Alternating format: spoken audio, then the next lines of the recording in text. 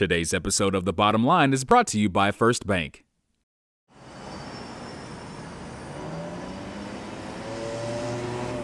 Jim, Amazon is buying Whole Foods, and the rest of the traditional grocery industry are quaking in their boots. They're afraid that Amazon's goal is to dominate the way we buy groceries, the way it dominates, book selling and electronics and clothing and so many other categories. I wonder about this. I mean, Amazon obviously expects that we're going to buy groceries on our computers and have them delivered at home. I like to kind of feel the tomatoes, I like to look at the fish.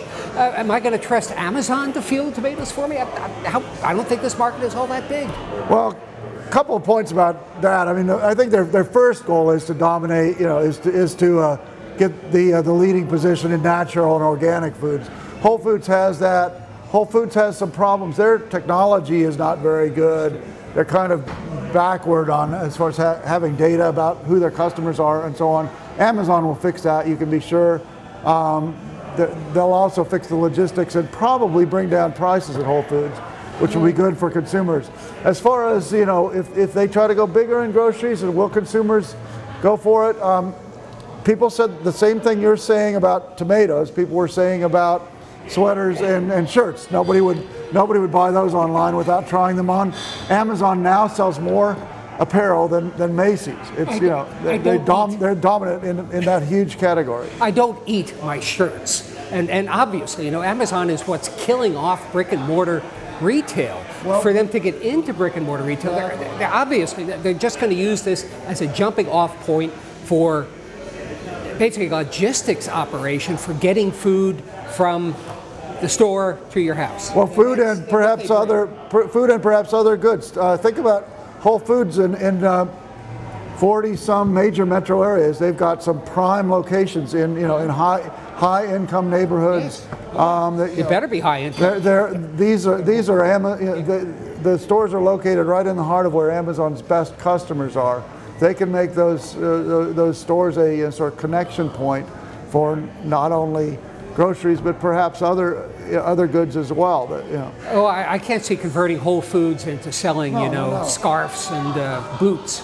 But in the back of the store, you could have a warehouse for same day, make same day shipping a lot easier. Anyway, that's all speculation right now. I mean, what they are doing is they're getting into the food market.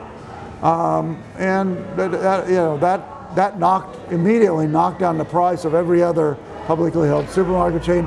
Even the food manufacturers like Kraft or Post Foods, their stock prices got beaten down because people know that Amazon will squeeze every penny they can out of their suppliers. And if food delivered to your home becomes a big market, which I am doubtful about, but if it does become a big market, then you have Schnucks and Dierbergs will take it on the chin around St. Louis because they simply don't and can't have the technology that Amazon. Well, they're going to have to up their game. They're going to have to get better at delivery. They're going to have to, focus on quality and the in-store experience and make it so desirable to come into Schnucks or Dierbergs that you don't want to buy online. Or they will have to lower the price. I think they are going to take. There's already a kind of a price war going on in supermarket world because of Aldi's expanding, Lidl, another German chain, is coming into the U.S., and Walmart has always been putting pressure on prices. Just a lot of pressures hitting these grocers at the same time. So the regional chains, the Schnucks and the Dierbergs, that don't have this access to this great technology, that don't have these gigantic purchasing and logistical operations, will they be the victim here? I don't know. I don't know, but I think I have a feeling the consumer is going to be the winner. I think that's probably correct.